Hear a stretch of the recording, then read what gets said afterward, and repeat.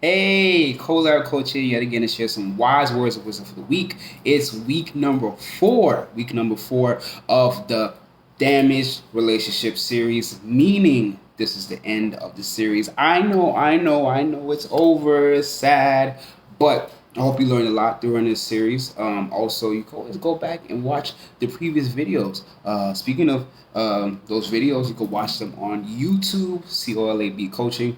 And don't forget to like and subscribe. I know you may be watching these videos, you may be getting a lot of stuff, and maybe you have been afraid to comment about your own experiences or comment about similar experiences that you have seen.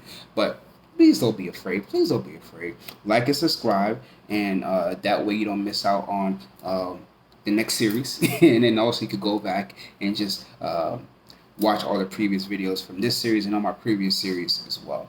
Well, so without any further delay, the last topic for this series is the lessons I have learned during the damaged relationships that I have experienced. So, one of the first things I learned is that you can learn a lot of things about what you feel is important to you through damaged relationships. Now, of course, a lot of times you learn experiences through relationships with your significant others and things of that nature through the good times, but also it's also you learn a lot through the difficult times. Those seasons where you weren't as happy in a relationship, and unfortunately those relationships ended. So for me, I learned how to take care of myself more. As I've talked about previously throughout this series and also in previous series, that I have been a people pleaser. I'm learning to get out of the people pleaser mentality, and I've done a lot better through growth and counseling and coaching, things of that nature. But because I was a people pleaser, I will focus on other people and not focus on myself. And when I got to the boiling point of those relationships, and I realized that, hey, I'm not getting anything from these relationships. Hey, I'm not benefiting from these relationships. Hey, this relationship is not fruitful for me. I realized that the relationships had become damaged to the point they not repair it, and I had to let go.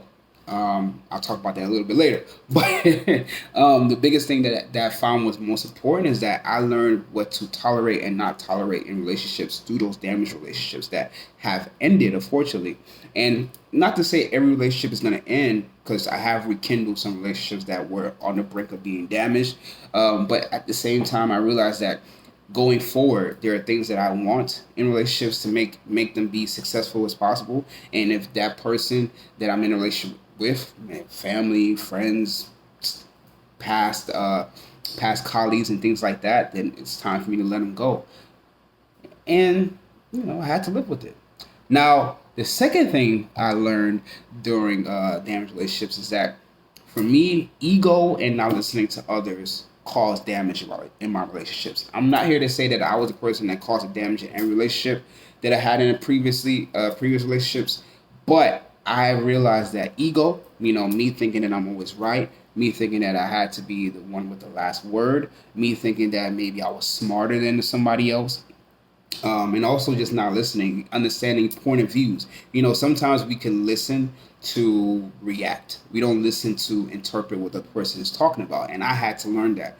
Listening is a dying art. A lot of people listen to react. They don't listen to actually understand what that person is telling you, because that person is taking the time, the right people, of course. They're taking the time to say, hey, I don't like this, hey, I like this, hey, I don't appreciate what you did this, I do appreciate what you did that. And verbal cues are very important, and physical words and actions are very important as well. So me actively listening, that was something I struggled with starting in relationships. And also me putting myself as the forefront, me always thinking that I'm right, me always thinking that the person was wrong, that hindered and ended some relationships that I had. And not to say that they would have been successful now, because there were other things, but it's just that I know that as far as how I added to the damage, that was one of the reasons and the things that caused the relationship to end, because of the things that I contributed when it became damaged. So, and maybe I started it, I probably did, but I learned from that. I don't put ego first anymore, and I do listen more attentively. Now, the last thing that I learned, that probably one of the things that affected me the most, is that damaged relationships, when you end them, they're never easy for me. They're never easy. I it's one thing to be assured and have the feeling and realize that yeah, this had to end, and it's another thing that once you get past that point, you're like, dang, this ended.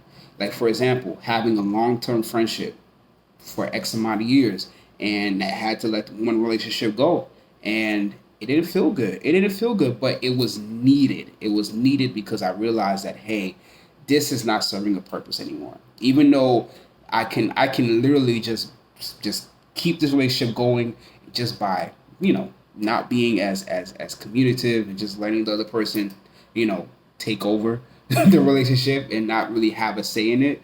But I had to realize that hey, my voice matters. I have a say. It's very important for me to express myself and be very honest about hey, this is not serving me a purpose anymore.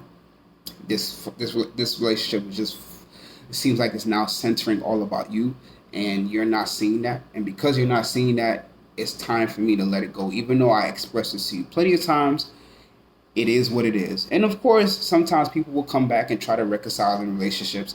And I'm here to say that if there are people out there that are really trying to do the work to rekindle and restructure those previous damaged relationships, hey, by all means, hear them out. But in my case, in this particular case, this relationship, I know that it wasn't going to go anywhere because excuses kept happening. Things kept, you give chances and things like that. You be very vocal, be very honest about, how you feel, and they take it with a grain of salt. So simple as that. So and it doesn't feel good. It doesn't feel good. At least for me, I don't want to physically or mentally or hurt anybody. But in reality, things like these have to happen just for you to move on and to be as happy as you can be and grow. So simple as that. So to keep it as very concise as possible, the lessons I learned when it came to damaged relationships. Number one, I learned that damaged relationships have to be realized and recognized that it's not going to be as easy as possible to end certain relationships. I know that when I had to end certain relationships, it didn't feel good. I know it was needed and know it was necessary, but it didn't feel good to me. I care about people's emotions and things of that nature, but I realized that hey, it had to be done. It just didn't feel good. Another thing I realized is that I caused some relationships to be damaged. My ego and me not listening to the other person caused relationships to be damaged to the point where some relationships were never reconnected. I learned from that. I grown from that, and I now apply, putting less ego in relationships and listening more in my relationships. And finally, the last thing that I learned, among other things, is that damaged relationships will teach you powerful lessons that you wouldn't have realized if you never went through a damaged relationship. Learning that what's most valuable for you in your relationships going forward, and realizing what you feel like is not going to be beneficial in your relationships. Damaged relationships teach you a lot.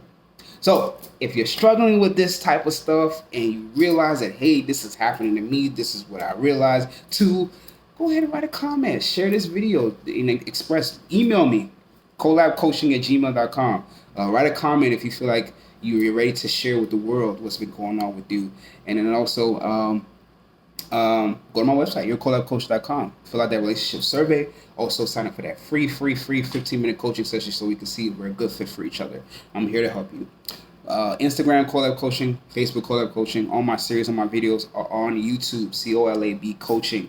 Like and subscribe. Finally, I have an amazing book that I wrote, Fresh Eyes Solve Problems Easier, the Self-Love Relationship Project. It's on Amazon, Barnes & Nobles. It's an audio book. It's on Audible. It's on Kindle. It's an ebook as well. So leave a review. Tell me what you thought about the book. If you liked it, you liked it. If you did it, you did it. Let me know. And with that being said, thank you so much for listening and watching. And have a wonderful day. Be safe out there. Toodaloo.